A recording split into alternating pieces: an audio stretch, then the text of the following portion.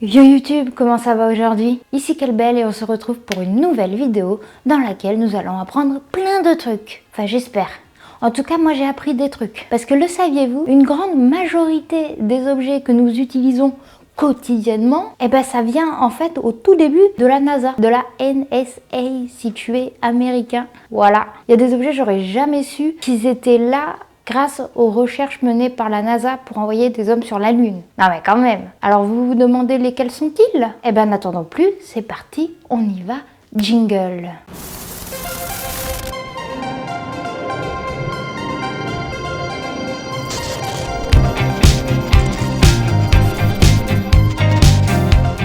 Bon alors, quels sont les objets du quotidien qui découlent directement des recherches faites par la NASA? C'est une excellente question Patrick, nous allons y répondre dans cette vidéo et tu vas voir, je t'invite à rester jusqu'au bout parce qu'il y a 2-3 pépites. La NASA est donc financée par les États-Unis et par les contribuables. Les Américains financent la NASA et ce financement va jusqu'à plusieurs milliards de dollars par an, évidemment. Je vous rappelle qu'on envoie des hommes sur la Lune, hein.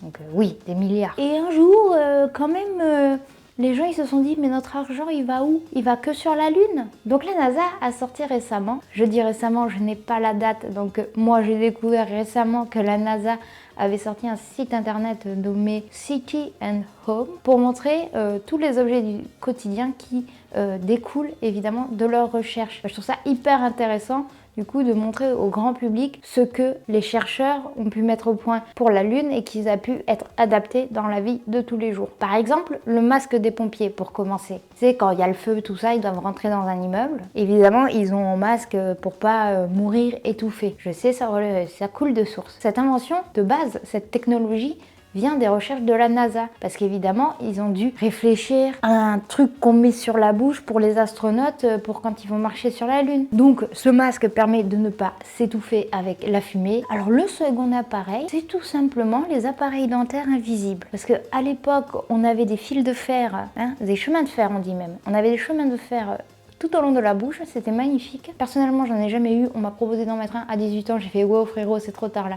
18 ans là, j'assume plus. Bref. Et maintenant, il existe des appareils dentaires, donc dits invisibles. D'après ce que j'ai lu, les nouveaux appareils dentaires seraient en alumine polycristalline transparente. Quelque chose d'hyper connu. Toi, tu connais l'alumine transparente? J'arriverai à le dire qu'une seule fois. Au début, la NASA n'avait pas utilisé ce matériel pour les bagues. Hein. Soyons honnêtes, c'est pas parce que Armstrong il avait des dents tordues, je sais même pas s'il avait des dents tordues. À la base, ce matériel était utilisé pour fabriquer des missiles. Bon, moi je préfère pour le fil dentaire. Hein, missile, c'est un peu radical quand t'as des problèmes dedans quand même. Alors je le sais, cette blague n'est pas folle, elle est même très limite. Et du coup, on passe à la prochaine. Le détecteur de fumée. Ça aussi, c'est un objet qui découle des recherches de la NASA. C'est l'objet, t'es obligé de l'avoir chez toi. Genre s'il y a le feu, il te prévient, genre mais il te prévient de type... pas genre tes parents qui viennent te réveiller gentiment. Non, non, là c'est vraiment... ils te hurlent dessus, ils te crient dessus, mais c'est pas plus mal. Au moins t'es sûr, t'es réveillé. Ce détecteur de fumée qui sauve énormément de vies. Je vais pas dire de chiffres, mais ce truc sauve des vies. À la base, ce système de détection de fumée, il a été mis au point par la NASA pour détecter des gaz toxiques dans l'univers. Bon allez, dans l'espace, on va pas être trop marseillais sur ce coup-là. Mais voilà, à la base, c'était un détecteur de gaz toxiques. Tu me diras, la fumée est un gaz toxique. Et maintenant, nous allons passer à l'objet suivant, qui est thermomètre auriculaire. C'est le thermomètre que tu mets dans l'oreille. Non, c'est pas parce qu'avant, les thermomètres, c'était un peu... Moi, je considère ça comme un élément de torture, l'ancien thermomètre, hein, celui que tu mets derrière. Grâce à eux, on a un thermomètre un peu moins intrusif. Et ça, c'est cool. Franchement, là, bravo. Merci. En fait, c'est simplement un appareil qui fonctionne en mesurant l'énergie émise par un objet. Et à la base, c'était juste inventé, du coup, pour prendre les émissions d'énergie des planètes et donc savoir la température des planètes. Donc d'objets énormément plus gros que nous. Oui, parce que tout ce que la NASA a découvert, il faut après le remettre à l'échelle humaine. Hein. L'échelle de l'espace, l'échelle humaine. Tu vois. Nous avons aussi la couverture de survie, ce qui est aussi, qui sauve des vies aussi, c'est dans le mot survie. Voilà. C'est tout simplement parce qu'à la base, les astronautes, il fallait quand même les couvrir pour sortir sur la Lune. Tu vois, sinon ils allaient mourir de froid. Et s'il n'y avait pas eu cette technologie de réfléchissage, eh ben, il aurait fallu avoir quoi, 1 mètre d'épaisseur. Et bon, ben, c'est pas hyper pratique pour marcher, avoir 1 mètre d'épaisseur, même au bras 1 mètre d'épaisseur partout, pour te protéger du froid. C'est donc une isolation réfléchissante mise au point par la NASA, qui permet de réfléchir les radiations et donc de rester à une température correcte. Maintenant, on va parler d'un truc qui parle à tout le monde.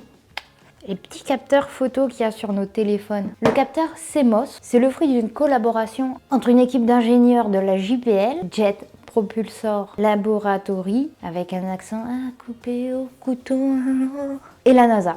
Les deux, ils ont dit « Oh, tu veux qu'on fasse un truc ensemble ?» Oui. Il y a aussi eu l'université de Caltech de Pasadena qui a collaboré sur ce projet, vers la fin des années 60. Donc ça remonte, hein, le capteur CMOS. C'est un capteur plus performant, moins gourmand en batterie et moins coûteux. Donc en fait, l'invention du capteur CMOS, c'était un peu une révolution. C'était complètement une révolution. Et maintenant, il y a du CMOS partout, GoPro, téléphone, webcam. Maintenant, les appareils sans fil, dont l'aspirateur sans fil surtout. À la base, les astronautes avaient besoin d'un outil pour aspirer les débris de l'espace, pour pouvoir prendre des échantillons du coup, et donc les analyser. Donc en fait, notre aspirateur, à la base, il servait à aspirer la Lune, tu vois, à faire le ménage sur la Lune.